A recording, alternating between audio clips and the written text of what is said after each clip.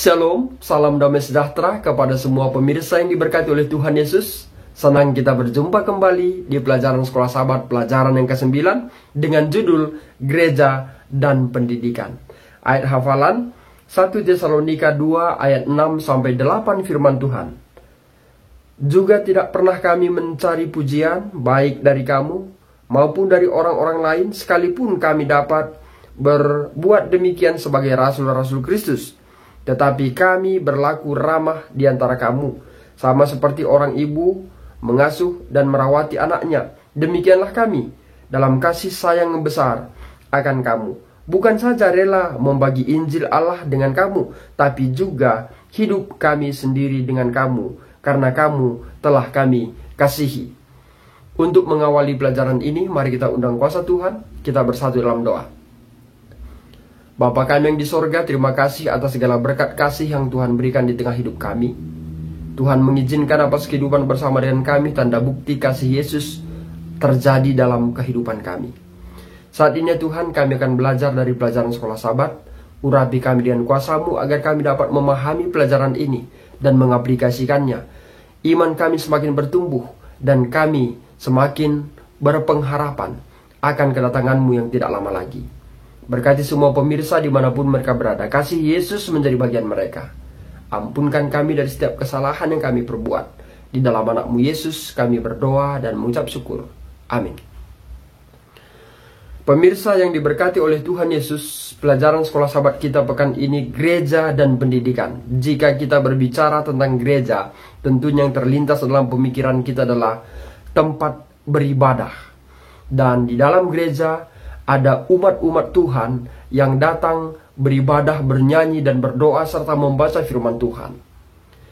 Dan di dalam gereja tentunya diajarkan bagaimana mengenal Tuhan dengan lebih baik. Itulah yang disebut dengan apa? Pendidikan. Dikatakan dalam pelajaran Sekolah Sahabat, Sahabat petang, bahwa di mana umat setia di zaman mula-mula, umat Tuhan yang mula-mula mengadakan satu komunitas ibadah di rumah-rumah, dan mereka belajar tentang firman Tuhan, mereka saling mengasihi dan saling bertanya, dan mereka belajar dan belajar. Dan ini merupakan suatu pendidikan yang sangat baik bagi mereka, sehingga pertumbuhan iman mereka pun semakin baik dan semakin kuat. Bapak Ibu Saudaraku, dalam nama Tuhan Yesus, jika sekiranya gereja merupakan suatu tempat pendidikan, maka seharusnya kita membuat suatu ruang diskusi di dalam satu gereja.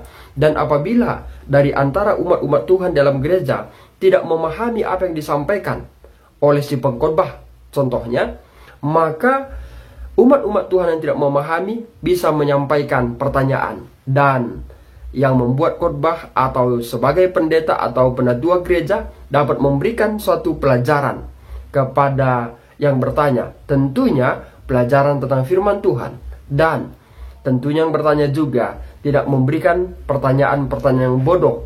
Artinya pertanyaan yang bodoh adalah suatu pertanyaan yang sangat tidak ada kaitannya dengan firman Tuhan. Bapak Ibu Saudaraku, dalam nama Tuhan Yesus, pelajaran kita di pelajaran hari Minggu, pendidikan Kristen sejati. Bagaimanakah pendidikan Kristen yang sejati? Pendidikan Kristen yang sejati ini adalah berani menyatakan kebenaran. Inilah merupakan suatu pendidikan Kristen yang sejati. Konteks pelajaran kita hari Minggu adalah pendidikan Kristen yang sejati, menyampaikan bagaimana kita menyatakan kebenaran itu. Ya, menyatakan kebenaran itu. Dikatakan bahwa umat gereja Masjid Penari ke-7 tentunya mengetahui tentang 144.000 ya, dan penghakiman, dan juga mengetahui tentang pertentangan besar dan beberapa ajaran lainnya tentang kebangkitan, tentang orang mati. Banyak orang-orang Advent mengetahuinya. Tetapi kalau orang-orang Advent hanya sekedar mengetahuinya, tapi tidak berani untuk menyatakan kebenaran ini kepada orang-orang yang belum mengetahuinya, maka ini semuanya adalah sia-sia. Untuk itu, pendidikan Kristen yang sejati ini adalah pada saat kita sudah mengetahui, menerima ajaran-ajaran kebenaran firman Tuhan, maka kita juga turut menyampaikannya. kepada orang-orang yang ada di sekitar kita. Walaupun mungkin apa yang kita sampaikan ini susah untuk diterima, atau namun betapa susah kebenaran-kebenaran ini bagi mereka. Tetapi dikatakan dalam pelajaran ini, kita harus mempunyai keberanian untuk menyatakan kebenaran itu. Dikatakan dalam kutipan pelajaran hari Minggu bagian yang terakhir, pendidikan Kristen yang benar harus memasukkan ajaran ini, bila tidak maka Kristen tidak ada artinya. Sangat benar, ya. Walaupun kita mengetahui ini semuanya, kalau kita tidak ceritakan, maka Kristen itu tidak ada artinya. Maka semuanya ini harus diceritakan. Pemirsa yang diberkati oleh Tuhan Yesus, selanjutnya adalah pelajaran hari Senin, dipanggil untuk hidup sebagai terang, ya. Dipanggil untuk hidup sebagai terang. Dikatakan di dalam Matius 5:14-16, ini adalah merupakan ayat hafalan bagi banyak orang Kristen tentunya. Dikatakan, kamu adalah terang dunia, kota yang terletak di atas gunung tidak mungkin tersembunyi. Lagi pula orang tidak menyalakan pelita lalu meletakkan di bawah gantang, melainkan di atas kaki dian, sehingga menerangi semua orang dalam rumah itu. Demikianlah hendaknya terangmu bercahaya di hadapan orang, supaya mereka melihat perbuatanmu yang baik dan memuliakan Bapamu yang di sorga. Ini adalah merupakan salah satu khotbah yang disampaikan oleh Yesus di atas bukit, di tepi danau Galilea. Pemirsa yang diberkati oleh Tuhan Yesus, tentunya pelajaran ini adalah merupakan suatu pelajaran yang sangat pas untuk orang-orang yang ada pada zaman itu, dan juga untuk kita saat sekarang ini. Mengapa? Karena pada saat itu kondisi orang-orang Yahudi pada saat itu ada di bawah pemerintahan Romawi, dan di mana-mana ada tentara-tentara Romawi.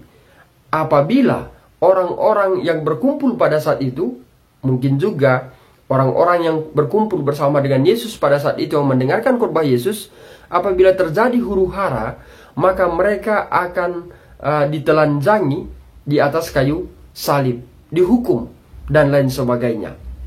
Inilah peraturan yang ada pada saat itu di bawah pemerintahan Roma.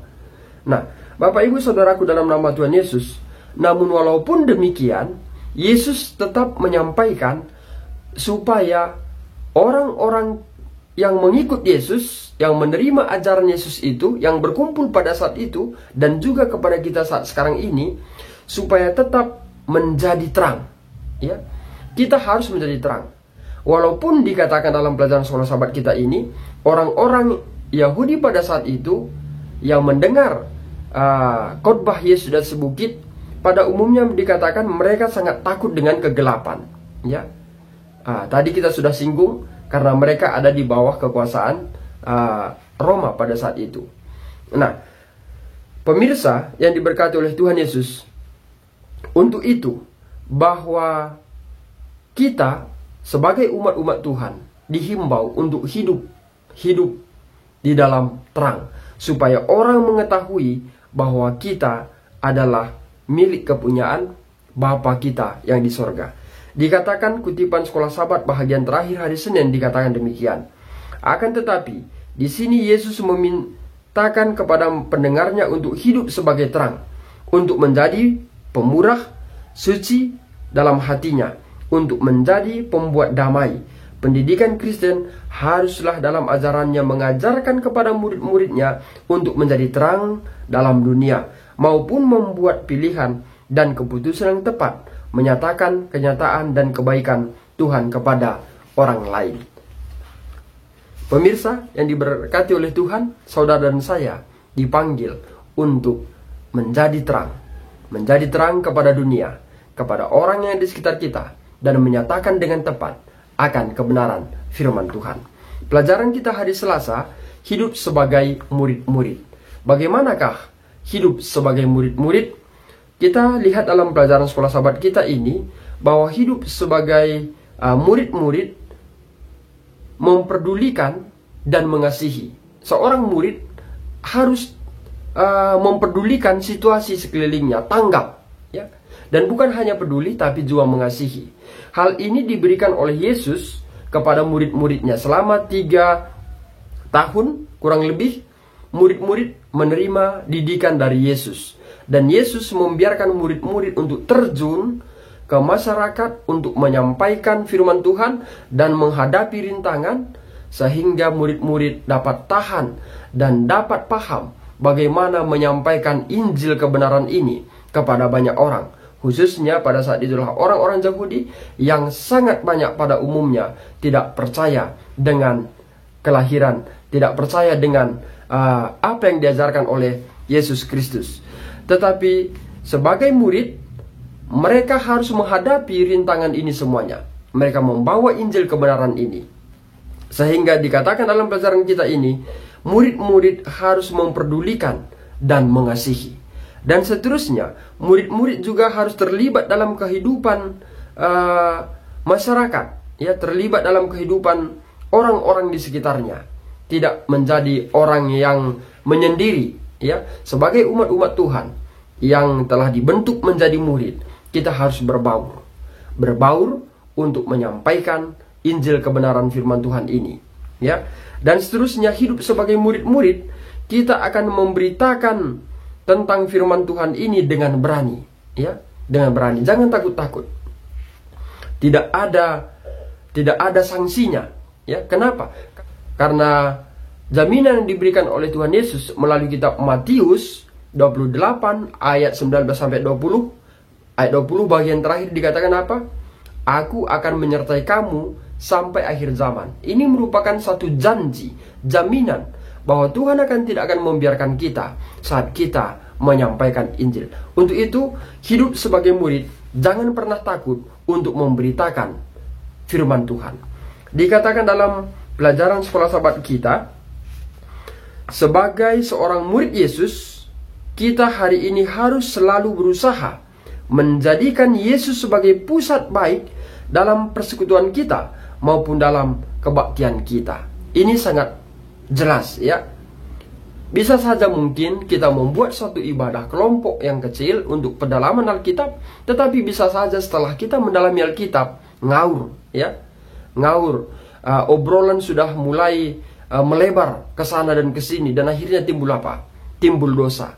Karena pada saat kita membicarakan hal-hal yang lain, dan akhirnya kita membicarakan kekurangan orang lain, dan membicarakan kekurangan si Polan, dan seterusnya. Dan itu menjadi apa? Dosa. Ingat, kita hidup sebagai murid-murid di dalam komunitas Injil kita, dalam komunitas kumpulan kita, dalam kumpulan-kumpulan pendalaman Alkitab kita. Kiranya hanya berpusat baik hanya kepada Yesus Kristus. Dan seterusnya dikatakan dalam kutipan ini, dan sebagai murid Yesus, kita bukan hanya menghargai semua orang, tetapi juga menyediakan sarana di mana orang dapat bertumbuh dan berkembang. Oleh karena itulah, maka pendidikan Kristen, termasuk misi dan tujuan ini, bukan hanya untuk memperoleh sesuatu kehidupan, tapi juga untuk melakukan dalam ruang lingkup kita apa yang dimintakan Yesus kita lakukan, untuk mengikuti Dia dalam tindakannya, melayani mereka, dan membutuhkan serta membagikan kabar baik Injil itu.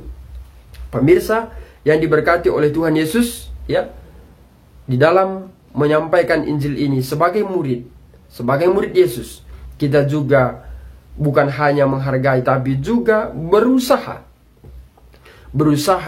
bagaimana orang yang kita kunjungi ini, orang yang kita ajar ini akan bertumbuh dan berkembang, ya. Mungkin saja jikalau kita dari latar belakang petani, kalau ada tanaman yang tidak bisa bertumbuh, mungkin yang punya tanaman pun stres, ya. Kami pernah mengalaminya pada saat saya masih SMP SMA. Kebetulan orang tua saya adalah seorang petani dan saya dibesarkan di keluarga petani. Saya sering melihat tanaman-tanaman yang kami tanam tidak bertumbuh dengan baik, dan ini mengecewakan karena hasilnya pun tidak akan bisa menguntungkan kami. Dan sering sekali itu terjadi, mungkin karena faktor tanah yang sudah tidak subur lagi, atau pengaruh cuaca, atau pengaruh pemupukan, penyemprotan, dan sebagainya.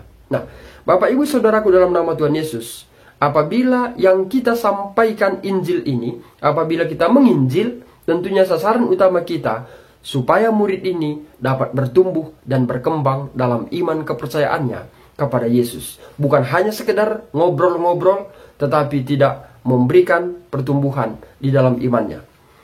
Kita lanjut pelajaran sekolah sahabat kita di pelajaran hari Rabu, ya. Pelajaran hari Rabu mencari kebenaran, ya, mencari kebenaran. Ada seorang ilmuwan yang terkenal, ahli fisika yang bernama Albert Einstein, ya. Dia menyatakan bahwa tidak pernah berhenti untuk bertanya. Wah, ini merupakan suatu kalimat yang sangat menarik. Dan dikatakan bahwa keingintahuan memiliki alasan sendiri untuk Anda. Selalu ingin tahu, dan ingin tahu. Dan dikatakan tidak ada batasnya untuk bertanya. Bapak ibu saudaraku dalam nama Tuhan Yesus, menjadi pertanyaan adalah, apakah kita sudah puas dengan pengetahuan firman Tuhan yang kita miliki saat sekarang ini? Apakah kita sudah merasa puas dengan kita sudah bisa menghafal firman Tuhan beberapa ayat? Apakah kita sudah puas dengan hanya belajar firman Tuhan dari media sosial ini? Bagaimana dengan hubungan kita kepada Tuhan secara pribadi? Bapak ibu saudaraku dalam nama Tuhan Yesus, pelajaran sekolah sahabat kita di hari Rabu ini menekankan bahwa seorang murid itu akan selalu mencari kebenaran. Bukan berarti untuk membenarkan diri, bukan. Tapi mencari firman Tuhan itu, mencari firman Tuhan yang benar itu untuk diterapkan di dalam kehidupan sehari-hari. Dikatakan dalam pelajaran sekolah sahabat kita bahwa adalah suatu kesempatan yang istimewa dan betapa sebuah tanggung jawab untuk menolong mereka yang sedang mencari jawaban terhadap beberapa hal tersebut saat ini. Apakah pendidikan Kristen itu apabila tidak menunjukkan jawaban-jawaban terhadap pertanyaan-pertanyaan ini yang ada di dalam firman Allah? Banyak sekali umat-umat Tuhan, banyak sekali orang-orang ingin mencari kebenaran, tetapi mereka tidak menemukan jawabannya. Kita tahu pada saat Filipus menjumpai seorang sida-sida Ethiopia. Sida-sida Ethiopia membaca dari kitab Perjanjian Lama, tetapi dia tidak mengetahui apa arti dari yang dia baca itu. Dan dengan tuntunan kuasa Roh Kudus, Filipus dapat memberikan apa yang dia tidak tahu itu, dan akhirnya dia dibaptis. Di luar dari kehidupan kita, di luar dari tempat kita tinggal, banyak sekali orang-orang yang sedang mencari kebenaran firman Tuhan. Kalau kita hanya berdiam diri di rumah kita, kalau hanya kita berdiam diri dengan kenyamanan kita, dengan zona aman kita, maka orang yang sedang mencari kebenaran itu tidak menemukan jawabannya. Sekarang adalah tugas saudara dan saya untuk menyampaikannya. Kalau mungkin kita mempunyai temperamen pemalu, tidak berani untuk menyampaikan firman Tuhan, berdoa kepada Tuhan supaya Tuhan akan membukakan jalan bagi kita. Namun jalan terakhirnya atau secara akal manusianya, kita boleh menggunakan media elektronik saat sekarang ini untuk menyampaikan Injil kebenaran Tuhan. Gunakan semua akun kita, aplikasi yang ada di handphone kita untuk menyampaikan Injil kebenaran Tuhan. Dan pelajaran yang terakhir di pelajaran pekan ini adalah pelajaran hari Kamis, membagikan kehidupan kita, ya. Membagikan kehidupan kita. Dikatakan di dalam Matius 18 ayat yang ke-20, ya. Kita boleh buka kitab kita, saya tampilkan di layar. Firman Tuhan bahwa di mana ada 2 atau 3 orang berkumpul, maka Tuhan hadir di sana, Roh Kudus hadir di sana. Disinilah komunitas itu bertemu dalam kelompok-kelompok kecil, berdoa, bernyanyi, dan merayakan perjamuan Tuhan, belajar dan berbagi mengenai Yesus satu sama lain. Apabila kita sudah datang ke gereja, ya, kita sudah beribadah kepada Tuhan, kita sudah tahu tentang kebenaran firman Tuhan, kita sudah tahu tentang kematian, kita sudah tahu tentang kebangkitan, kita sudah tahu, banyak sekali kita tahu dari firman Tuhan. Tetapi kalau kita tidak bagikan, ini sama seperti laut mati. Untuk itu dihimbau dalam pelajaran hari Kamis, supaya kita membuat kelompok-kelompok kecil, ya. Kita buat kelompok-kelompok kecil untuk menceritakan kembali apa yang kita sudah tahu kebenaran firman Tuhan ini, supaya orang pun tertolong, iman kita pun semakin dikuatkan. Bapak, Ibu, Saudaraku dalam nama Tuhan Yesus, di dalam kelompok kecil ini kita saling merasakan bagaimana jamahan Tuhan. Jikalau di antara kelompok kecil mengalami bagaimana sukacita sorga ada dalam kehidupannya, maka kita pun dapat merasakan itu. Apabila mereka merasakan bagaimana kebaikan Tuhan dalam hidupnya, kita pun dapat merasakan itu. Namun apabila mereka membutuhkan suatu topangan doa oleh karena pergumulan kehidupan mereka, kita pun dapat merasakan itu. Bapak, Ibu, Saudaraku dalam nama Tuhan Yesus, sebagai kesimpulan dalam pelajaran sekolah sahabat hari Jumat menyampaikan bahwa di dalam menyampaikan firman Tuhan ini, kiranya kita meniru apa yang disampaikan oleh Yesus pada saat Yesus mendidik, mengajar murid-murid agar mereka menjauhkan diri dari perdebatan. Ya, dikatakan dalam pelajaran sekolah sahabat hari Jumat, saya tidak baca semuanya, dikatakan tanpa memperdebatkan pendapat mereka tentang kerajaan Allah, diceritakannya syarat-syarat masuk ke dalam kerajaan itu dan membiarkan mereka mengambil kesimpulannya. Luar biasa. Dia tidak berdebat.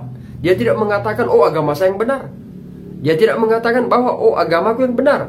Tentunya kalau perdebatan selalu mempertahankan hak argumennya dan menyatakan tidak mau keluar dari apa yang dia ketahui. Dia tetap mempertahankan apa yang dia ketahui.